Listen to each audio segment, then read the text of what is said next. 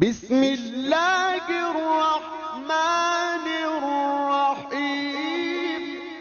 اب جب جائیں گے انشاءاللہ عراق زیارات میں، تو جب مسجد کوفہ میں جائیں گے نا تو مستحب ہے کہ باب ثعبان سے آپ داخل ہیں۔ ثعبان یعنی اژدہا، اژدہا سمجھتے ہیں نا؟ بہت بڑے صاحب کہتے ہیں اژدہا، ثعبان عربی میں سے عین بے الف نون ثعبان۔ اس کا نام پلٹ کے معاویہ نے رکھ دیا تھا باب فیل۔ جب وہ مرا تو اس کے بعد دوبارہ لوگوں نے پلٹ کے کہا کہ نہیں باب ثعبان، بعد والے پھر کو اس والے آئے، پھر انہوں نے کہا باب فیل۔ پھر جب وہ مر گئے تو پھر دوبارہ باب ثعبان رکھا، پھر آ گیا صدام، اس نے کہا نہیں باب فیل، پھر صدام غرق ہوا،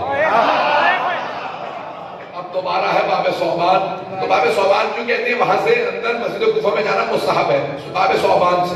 کہتے ہیں کہ یہاں پہ مولا بیٹھے تھے، تشریف رکھتے تھے، سارے کے سارے مسجد بھری ہوئی ہے، اچانک اس دروازے سے جس کا نام ہے باب ثعبان ایک سانپ اژدہا، بہت بڑا اژدہا اندر آیا۔ آپ جانتے ہیں نا کہ سانپوں سے ڈر ڈر کے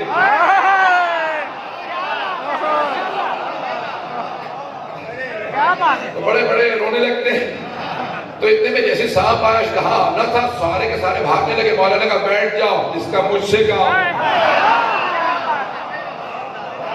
لیکن ابھی جب سب بھاگ رہے تھے، مولا نے کہا بیٹھ جاؤ، اس کا مجھ سے کام۔ اتنے میں وہ اژدہا آگے آیا، مولا زمین پہ بیٹھ گئے اور بات سننے لگے۔ اس نے کان میں کچھ کہا، مجمع کہنے لگا ارے ثعبان تک، اژدہا تک علی کا تابع دار ہے۔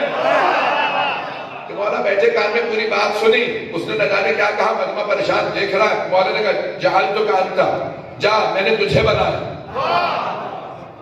اژدہا چلا گیا، جیسے آپ خاموش ہے، سارا مجمع مولا کو دیکھ رہا، ہوا کیا؟ مولا نے کہا یہ اژدہا نہیں تھا، یہ جن تھا۔